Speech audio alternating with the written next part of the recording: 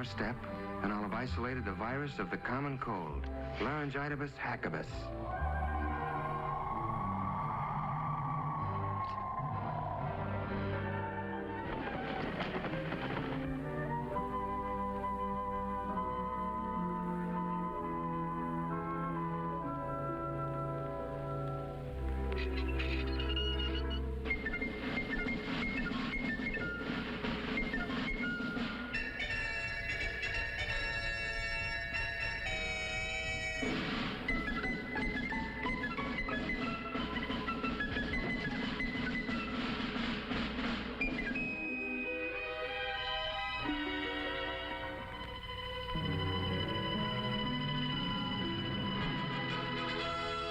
Elodium Fosdex, check. Anti-proton ballast, check. Prepare afterburners for blast off.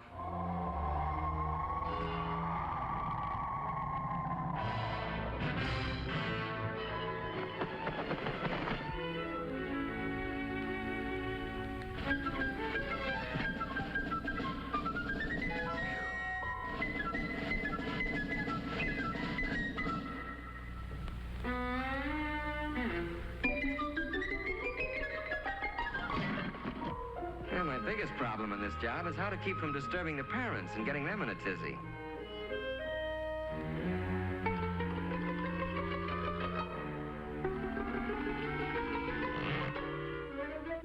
Rock-a-bye doggy in the treetop, when the wind blows, the cradle will rock.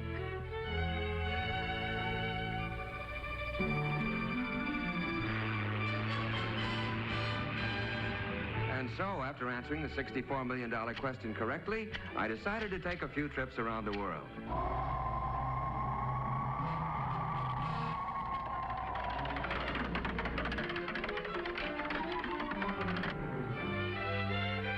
About time we threw a little light on the subject.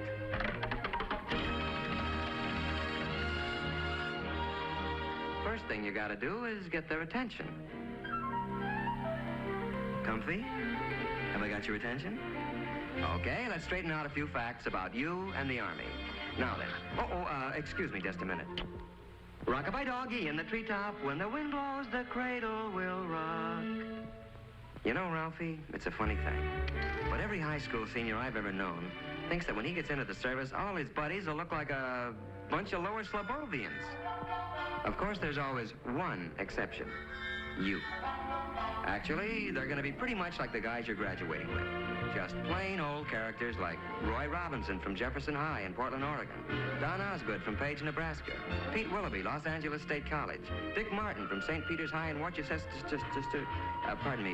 Worcester, Massachusetts. Oh, well. Nice guys who wash their teeth every day, get their hair cut regular, well, fairly regular. Just a neck trim, please. Yes, sir. Just a neck trim. Well, what do you know? There was a human being under that pelt after all. Another interesting idea held by a lot of otherwise bright high school seniors is that the Army has all the right size clothing, but that it's mainly interested in getting it on all the wrong size people. Well, nice comic book stuff. But actually, the Army's no more interested in putting you into the wrong-sized uniform than your football coach would be. And for the same reasons. It's not necessary, it's inefficient, and it's just plain sloppy.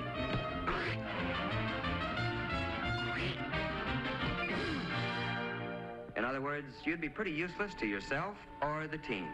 You know, according to some comic strip artists, our friend here, is the kind of non-com you find in the Army.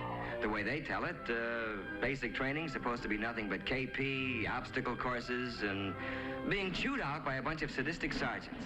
Hey, hold up!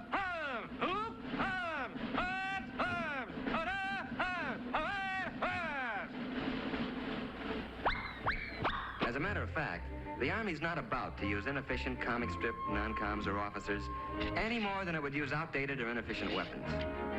No, the non-coms you're going to get acquainted with in basic will be very capable guys, and they'll be there for just one reason: to help you. You'll get to know men like Paratrooper Sergeant Mike Culhane, Master Sergeant Johnny Broderick from Okinawa in Korea, Corporal Tommy Webster, a high school senior when you were a junior, Sergeant Rod McCullum. He carries the Congressional Medal of Honor. Look, as long as we're on the subject, let's take a look at basic training and find out what it's really going to be like.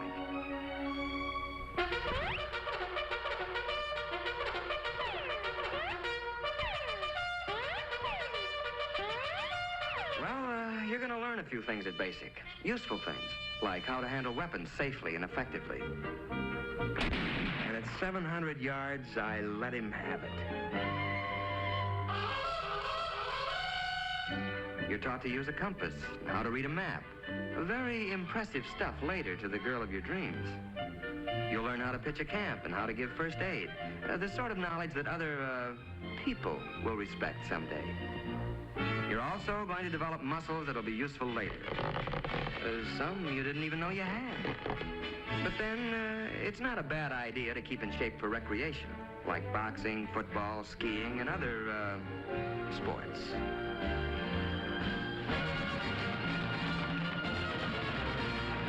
You're going to learn to snap a salute to all officers. Now, where'd that custom come from? Well, the way I heard it, the only way one knight could recognize another knight under those cast-iron tuxedos was to lift his visor. It's a sort of hello among military men. Then one day, you're going to suddenly realize that you're beginning to look like and act like a soldier or a man. And you'll be surprised to find that you're very proud to be serving your country in the United States Army. A short intermission. Rock-a-bye doggy in the treetop. When the wind blows, the cradle will rock. Okay, basics finished. Now what? Well, according to some comic strips, more endless months of KP, policing some forgotten post, and learning how to artistically goof off. But mainly, the rest of your Army career is supposed to be spent doing anything you're most unfit for. Humorous stuff, no doubt, but not good sense. Actually, the Army wants to send you where you'll be most useful and where you can serve the best. Where this will be is determined to a great extent by those interviews and aptitude tests you took in your first days as a recruit. So the chances are that... But wait, just a minute. Maybe you'd like to know before you start how you're going to spend your Army career. Maybe you'd like to choose the training you want and not leave it up to chance. If so, then the Army has a special deal you'll want to hear about. It's called Reserved for You. And in it, you pick the job training you want before you enlist. The Army then reserves that position in the world's finest technical schools until you complete basic training. And now, let's go back to those dreams of yours. How about laboratory work in the medical field? The Army has some of the finest laboratory facilities, technicians, and scientists in the world. Well, that's just one of 127 courses offered by the Army. How about that dream of working with rockets or atomic power? How about guided missiles? You choose it, the Army's got it. The only ticket you need to this program is one high school diploma. Sound good? Well, I can make it sound better. The whole deal is guaranteed by this letter, written to you by the Adjutant General of the United States Army. You don't sign anything until that letter is firmly in your hands. Fair enough? Let's see, adventure? Pick your branch. How about a real elite outfit? Armor. Tank Commander Phillips. Not bad. Travel? Man, you do ask the nicest questions.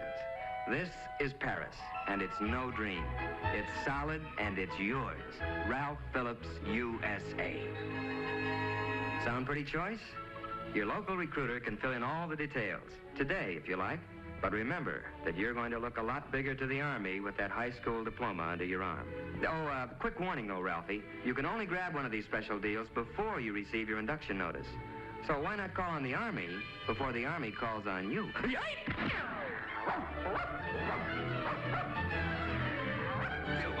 What's the matter with you? You gone nuts or something?